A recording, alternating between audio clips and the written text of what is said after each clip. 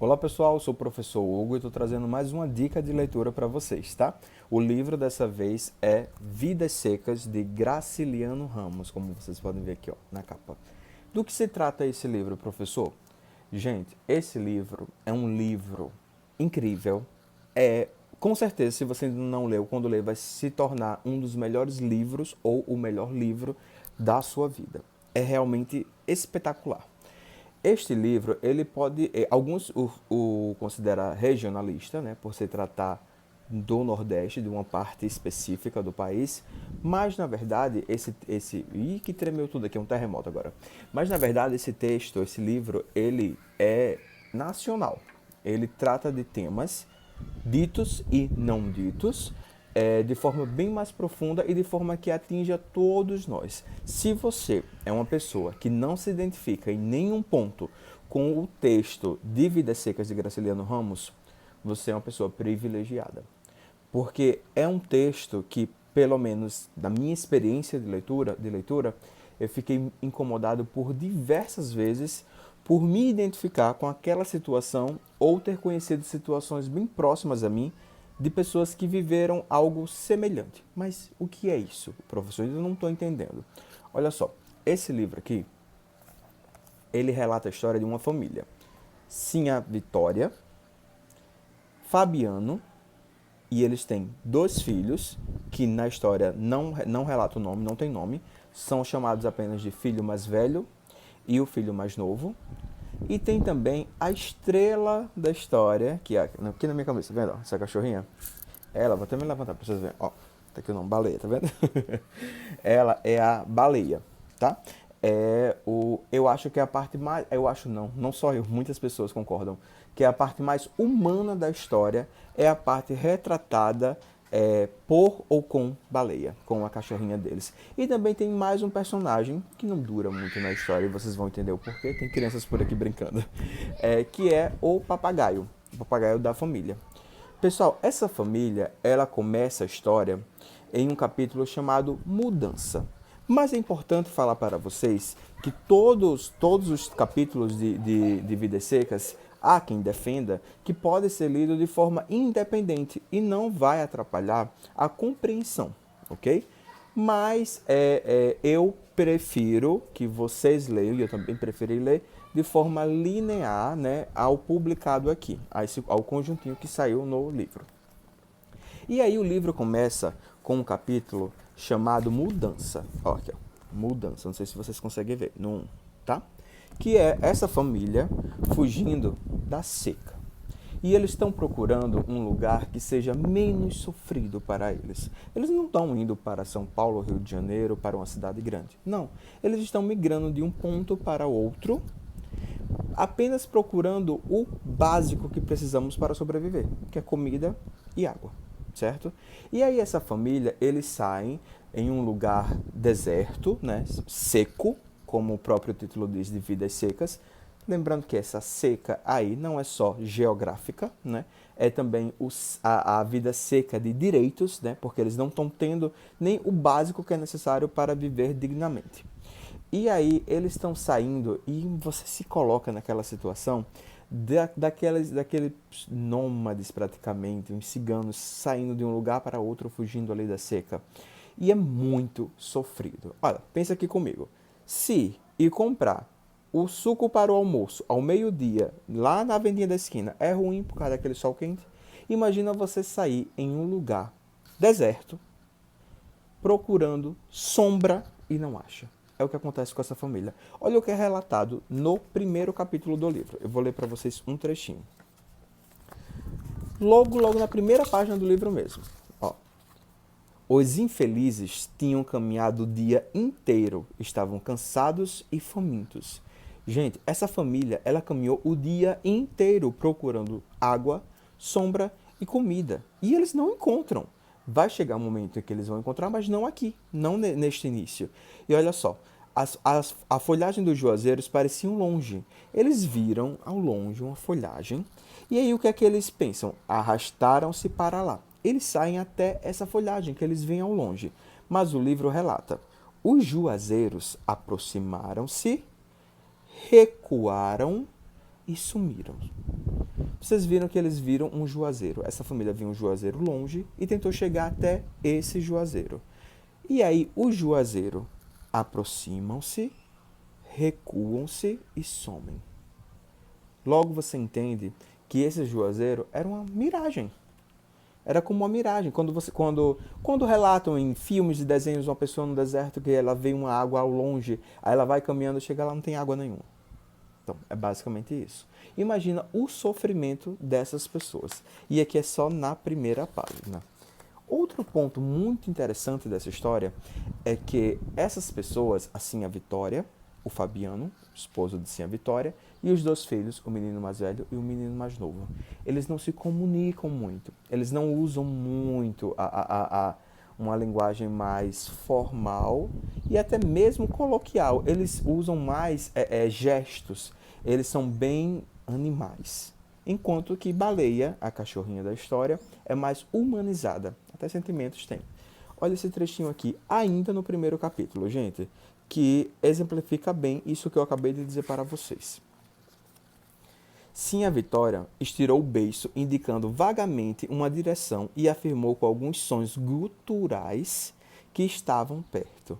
Eles estavam cansados de tanto caminhar e Fabiano, já nesse momento, já estava estressado, já tinha pensado até mesmo em abandonar um dos filhos que estava muito cansado de caminhar.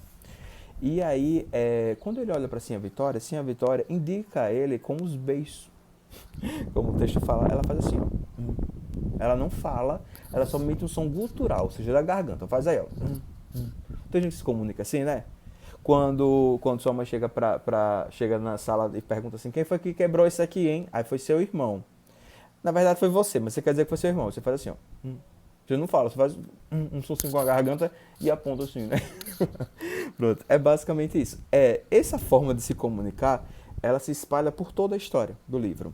Muitas e muitas vezes. E a parte mais humanizada, a parte que mais toca é quando é relatado a vida de Baleia, ok? E por que isso? Graciliano, ele tem um texto muito cru. Ele não constrói o personagem e você vai se afeiçoando. Ele joga o personagem para você. E aí quando ele joga o personagem, ele joga a cena pronta ali.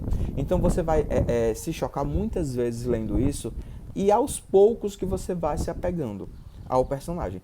Já como eles são secos, como o próprio título diz, em tudo, na linguagem, principalmente, eles se comunicam assim de forma muito grosseira. E aí a gente se vê nessa história não somente pela escassez do que é direito nosso, e a gente precisa lutar muito para ter. A gente se vê nessa história até mesmo na ignorância deles, porque todos nós, em algum ponto, somos ignorantes e precisamos de uma orientação. Essa família, ela sai e encontra uma fazenda teoricamente abandonada e resolve ficar lá nessa fazenda. Só que essa fazenda tem um dono que, com pouco tempo, aparece. Quando esse dono aparece, a única forma que essa família consegue de permanecer naquele local, já que eles não têm para onde ir, é trabalhando para esse dono dessa fazenda. E aí o que acontece? Fabiano trabalha para o dono, para ter a moradia, e quando vai receber o salário, boa parte do salário é tirado devido à própria moradia, né? Ele já está usando ali algo que é do patrão. Só que também sempre tem um juros ou outro para justificar o salário baixo de Fabiano. E Fabiano nunca entende. E a gente também não entende muito de juros, né? A gente paga várias contas, às vezes nem entende aqueles juros que aparecem ali, a gente só quer se livrar mesmo e paga. E acontece isso muito com Fabiano. A esposa dele, assim, a Vitória, ela é um pouco mais esperta. Ela é mais esperta, na verdade. E aí ela começa a contar e a questionar o porquê aquele salário está tendo tantos descontos. E ela acha incoerente aquilo. Falando com o Fabiano chega até o dono da residência dele e comenta, até o patrão dele comenta que a esposa dele fez os cálculos e aquilo ali estaria errado.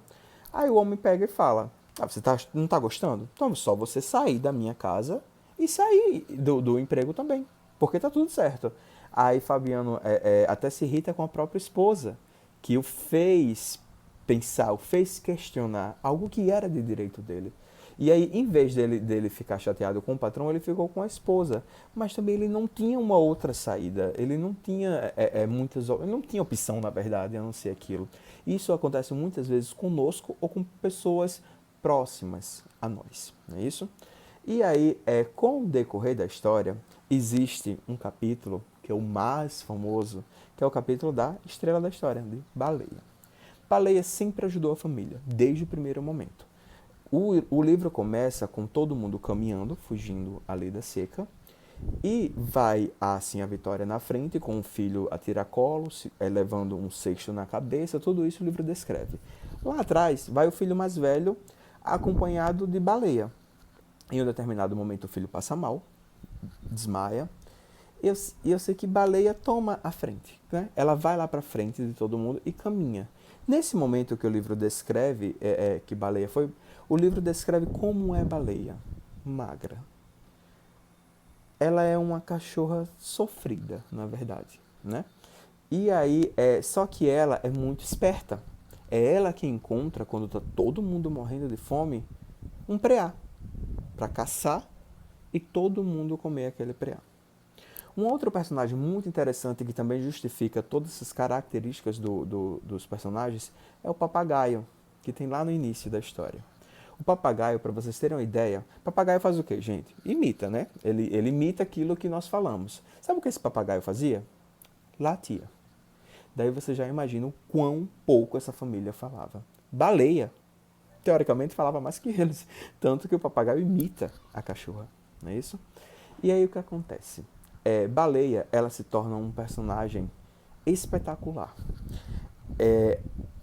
Com certeza vocês já ouviram falar, quem não leu ainda, mas já ouviu falar, do capítulo de Baleia, que é o capítulo mais famoso do livro. Porque não é nenhum spoiler, todo mundo já sabe que a baleia, a cachorrinha, ela morre na história.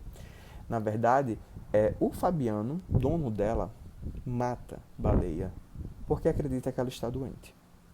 Eu já trabalhei por diversas vezes com meus alunos sobre a conscientização de respeitar e de tratar bem os animais, principalmente os de rua. Mas nenhuma campanha, nenhuma ação minha foi mais eficiente do que falar deste capítulo do livro. Do momento em que Baleia tenta fugir da morte, em que Fabiano persegue Baleia por achar que ela está doente e quer matá-la. O momento em que Baleia vê a arma entre seus olhos, ela fica com raiva de Fabiano. Ela quer morder Fabiano, que é o dono dela. Mas ela lembra de quando ela era novinha, e Fabiano resgatou ela. Olha que sensibilidade essa cachorrinha tem que os demais personagens não têm. Essa parte do livro sensibilizou muito mais todos os meus alunos do que diversas campanhas. Eu vi alunos chorar na sala de aula enquanto a gente conhecia este capítulo do livro. É fascinante. Eu tenho um tempo limite aqui, mas eu vou fazer um vídeo especial somente sobre o capítulo de Baleia, que é o capítulo mais famoso da história. Mas toda a história vale a pena a leitura. Você vai se emocionar, eu não tenho dúvida disso. Vai se emocionar, vai também ficar enraivecido pelas coisas que acontecem até hoje, né? Não tem muita diferença. E eu espero que vocês aceitem essa dica de leitura, porque eu tenho certeza que esse livro vai mudar a vida de vocês, vai mudar o pensamento de vocês, tá? Aqui fica a dica. Aqui acho que é a edição mais nova, Vidas Secas, Graciliano Ramos, e é fácil de encontrar, tá? Beijão pra vocês, até a próxima dica. Tchau, tchau.